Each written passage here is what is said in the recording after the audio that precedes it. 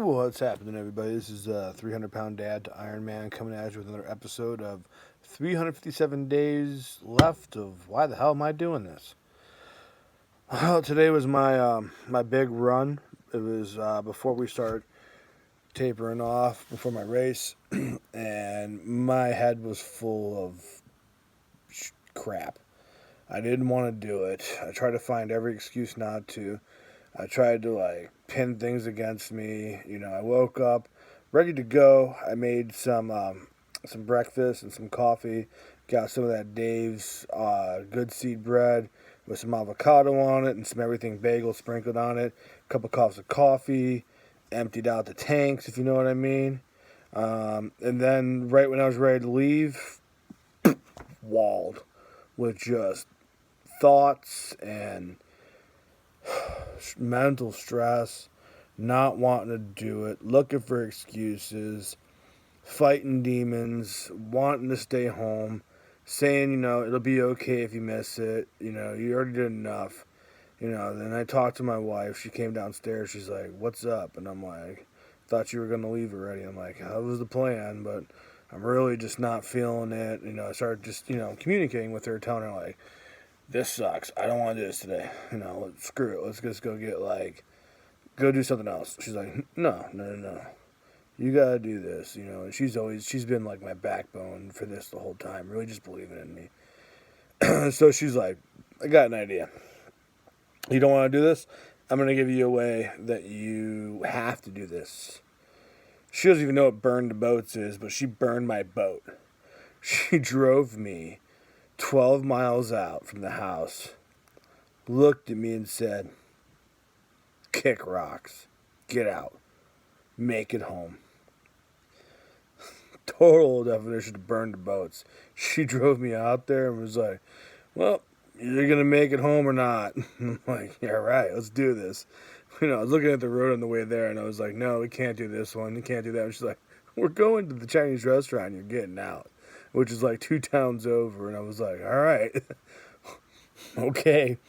So we get there. I'm looking at her, looking at the kids in the back. The kids are like, "What are you doing?" And I'm like, "I'm going to run home." They're like, "Really? Why? Can we get ice cream?" I'm like, "I don't know. Maybe. I got to do this." So we get out of the car. She's like, "Do you know where you're going?" I'm like, "Well, not the way we came because the hills were wicked rough." So I went the other way home past all these nice parks and so it has some views. And I knew there was one street I can cut across with a country road to get me back home. So mile 1 in, I'm running. My calves were on freaking fire. Dude, my calves had Arnold Schwarzenegger pumped. They were just swole. They didn't want to move. I was in pain. Mile 2, they're still in pain. I'm stopping and rubbing them. What the freak? But I'm out. There's no pulling the cord on the ejection seat and going down to freedom. You got to make it home. So we get across, the one point where I knew where the one road that took me straight home was. And I jumped on that road. The road before it was horrifying. It was cars 50 miles an hour flying at you. I'm listening to Fergie up in the club, getting my fitness. And I'm just turn the headphones off. I'm like, "Oh shit, this is intense." There may or may not have been a few cars that shared the breakdown lane with me and came at me. And I may or may not have thought about throwing my water bottle at them and giving them the bird. And I hate carrying water. I just hate it. It's in my hands. It's 20 ounces. I keep trying to fidget with it, moving it back and forth. Don't like it. But I knew I couldn't throw it at them because it had my debit card, my license in it. So that was not an option. So just one of these at them and hopefully didn't turn around because I didn't know if I could throw down in the condition I was in. So I cut across to the road to get home. It was a 7-mile ride home. And it was not like a 2-lane road. It was a 1.5-lane road that hasn't been groomed probably in the last 35 years. Potholes everywhere, blind spots everywhere, tons of hills, tons of overgrowth in the trees, cupping you over and blinding everything out. I get to one spot, and this damn thing is a mile or so, or 1,000 miles it felt like, just straight up.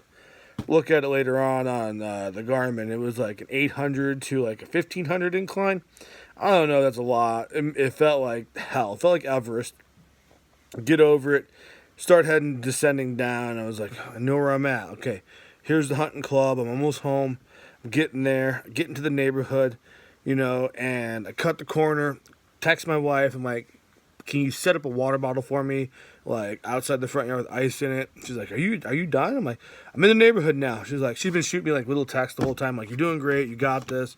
Which she's been like the backbone, really just like believing in me, and you got to have that. For those moments you don't believe in yourself, man, just somebody's got to be, the checksum. And she was. She was like, you got it. So I was like, fuck yeah, I got it. So I start cruising around the neighborhood a couple times. Had to do a few laps. Ice water sitting there, and I was just like, oh yeah.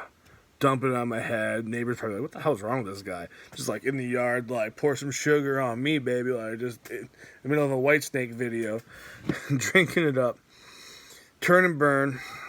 Get to mile 11, hit the point, look at my watch, says 11. Out of all the miles I did, the last mile, mile 12, was my fastest mile. I was like, just empty it, empty the tanks, pull the nitrous, all bets are off, move it. Beat my time by 2 minutes for every other mile that I did, maybe a minute. I'm exaggerating, but whatever. Got it done. Well, moral of the story is, no matter how much this is telling you no, it's how much this is telling you yes. It's not even this heart too, though. It's the hearts around you that believe in you, that want to see you succeed. If you don't have that in your circle, if you have nothing but haters in that circle, if everyone's telling you that you can't, use that as energy to go harder. But ones that are telling you got it, bring them in closer. The ones that believe in you. Like my wife, she believes in me hardcore. My kids believe in me hardcore. They're like, you daddy, go, go, go. And I'm like, you guys don't even know you're like 7 years old and fucking 5. What do you know? But, take the positive from the people that are there for you and use that as passion. And then the ones that fuel you with hatred, give them one of these. Show them more. Show them more than what they think you're worth. Put their foots in their mouths. But definitely put your brain's foot in its mouth when it tells you can't do it. Because today, I didn't think I was getting it done. But with the support of my wife and a little bit of heart, we still got it, baby. 300 pounds to Ironman, baby.